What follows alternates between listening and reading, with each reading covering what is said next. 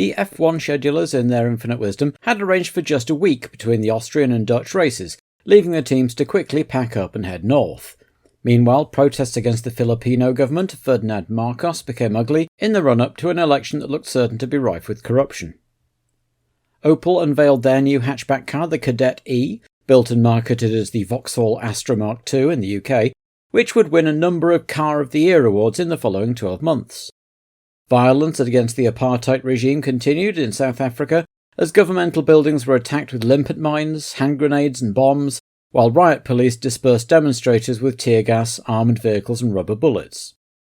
The Persian Gulf continued to be a dangerous place to sail an oil tanker, with Iranian and Iraqi air forces both attacking vessels believed to be supplying the other side. The US Navy continued monitoring the situation, but were powerless to intervene without sparking a larger war. As the teams headed north, there was news in the pit lane too. Jacques Lafitte confirmed that he would be moving back to Ligier next year, sparking speculation about his replacement at the struggling Williams team. And local boy Hub Rothengatter would be driving his last race for Spirit at Zandvoort, with Mauro Baldi having found the funds to reclaim his seat at his home race in Monza. ATS were back to one car for Winkelhock, and with Tolman still running just one for Senna, there were once more 27 cars going for 26 grid slots, with the Tyrrell rule still in effect. The appeal was due to be heard a few days after the race. In attendance at the race was Martin Brundle, who was looking well and saying that he would be ready to race at the Nürburgring or possibly even Monza, but that would depend on whether he had a team to drive for by then. It was hotly rumoured that Ayrton Senna would be on his way to Lotus for 1985, with Mansell moving to Williams, and the Lotus teams were all smiles while the Tolman boys looked distinctly gloomy, but nothing had been officially announced as yet. Meanwhile, Manfred Winkelhock was making no secret of the fact that he was thoroughly fed up with the ATS team and was looking for alternative employment for next year. Media coverage, however, was interested in only one thing: the title battle between Niki Lauda and Alain Prost, though both men themselves emphasised that they were friends and teammates first and rivals second. It was almost exactly a year since the TAG Porsche engine had made its debut, and the men from Stuttgart could hardly have been happier with their first season in the sport, and were hoping to wrap up the Constructors' title here today. But McLaren had never won in Zandvoort. Nelson Piquet and Brabham, meanwhile, may have been out of the title races, but were still very much in a position to put a spanner in the works.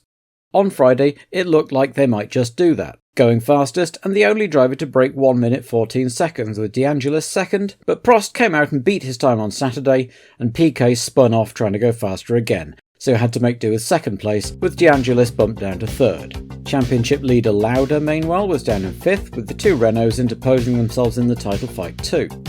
Rosberg and Lafitte were next in an unusually good qualifying performance for Williams, then Alboreto and Fabi making up the top 10, with Mansell 12th, Arnoux 15th, and local boy Rothengatter was 27th and last, but would start anyway, thanks to the two Tyrrell driving Stephans ahead of him.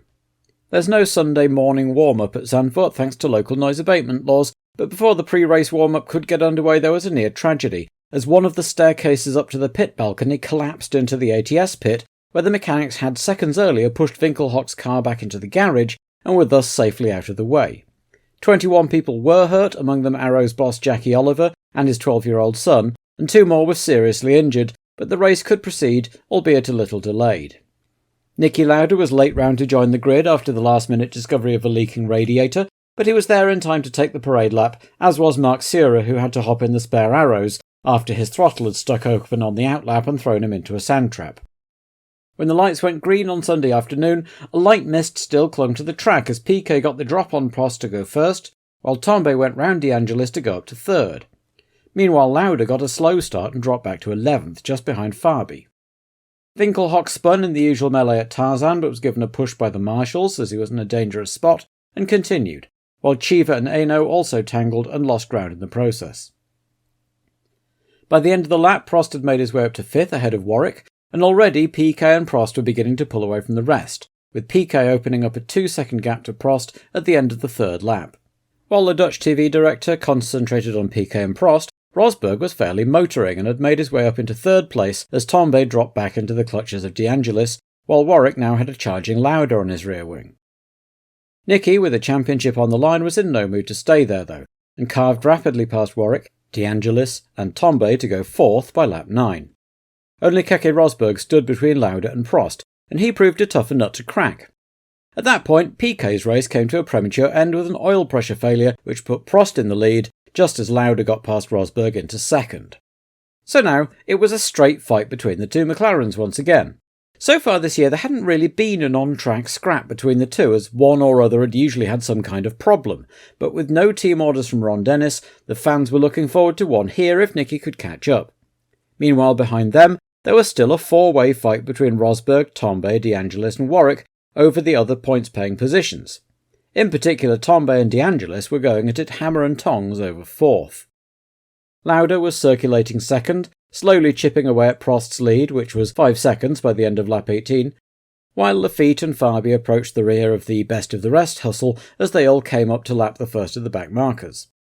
De Angelis had been getting very frustrated at being faster than Tambay in the corners, but unable to make any impression on the straights, and tried to get past when they both lapped Alio, only for Patrick to slam the door on him.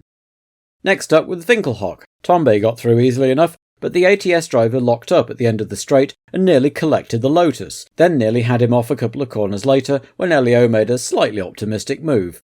Lauda now had the lead down to under 3 seconds as he laughed Beloff and Johansson in the Tyrrells on lap 21, while Lafitte had got past Tambay only to have an engine failure and dump oil all over the track, sending both Winkelhock and Warwick spinning into retirement and promoting last year's winner René Arnoux into 6th, with Mansell also moving up well now in 7th. As Lauda approached Prost, the Frenchman suddenly sped up. Apparently he'd misinterpreted his pit signals and believed Rosberg was second, some 17 seconds behind, so he was rather startled by the appearance of another McLaren in his mirrors and got his foot down, pulled out a bit and stabilised the gap at about 3 seconds. The pair came past Eno and Cheever, still engaged in the same battle they'd been having right at the start, while Rothengatter came in for tyres, then stalled it on the way out.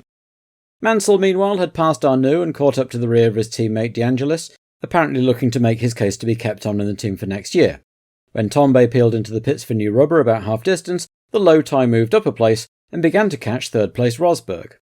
Things had settled down sufficiently for the Dutch TV director to show Rothengatter circulating near the back for a couple of laps without missing anything particularly interesting, before the Lotus twins arrived on Rosberg's gearbox with about 20 laps to go. Prost, meanwhile, had been pulling out a lead over Lauda, which now stood at about 14 seconds, and appeared behind Mansell, who was next on his list to lap. Mansell had a go at De Angelis on lap 50, but Elio slammed the door. The next time around, De Angelis pulled out to have a look at Rosberg, and Mansell went through the middle, braked later than late and took the place, while Prost took De Angelis to lap him a couple of corners later, which stopped him from getting straight back at Mansell. A lap later, Mansell braked even later to take third off Rosberg, slithering around a bit but just holding it on the circuit. Rosberg tried to come back, but once again Prost inserted himself, unintentionally running interference for Mansell. Rosberg was having none of that, immediately unlapped himself and started attacking Mansell again, but the moment was gone and Prost went by for good the next lap, then passed Mansell with considerably less drama. Rosberg was now fighting off De Angelis as they lapped a feisty Cheever, running 10th, who unlapped himself when Elio made a slight error, as Hub Rothengatter's 1984 season came to an ignominious end. Arnoux went in for new tyres, only to hit Boutsen on the way in and knock him into the barriers. The cameras unfortunately only caught the aftermath as Thierry nipped across the road and hopped over the Armco into the pit lane. Arnoux proceeded untroubled, if far behind now, emerging just in time to be lapped by Prost. He set the fastest lap as he tried to catch up, only to go out with electrical problems 5 laps before the end. Cheever went out when he ran out of fuel in the closing laps, again, as did Rosberg, but Prost and Lauda proceeded unperturbed to McLaren's record 9th win of the year and their third 1-2 finish to seal the Constructors' Championship for the first time since 1974 and close the Drivers' Championship up to 1.5 points going into the last 3 races of the season. Mansell finished a fine third, De Angelis 4th, with Fabi and Tambay the beneficiaries of Rosberg's misfortune coming home 5th and 6th, with Eno ending up 7th as he continued his quest for a point in his rookie year.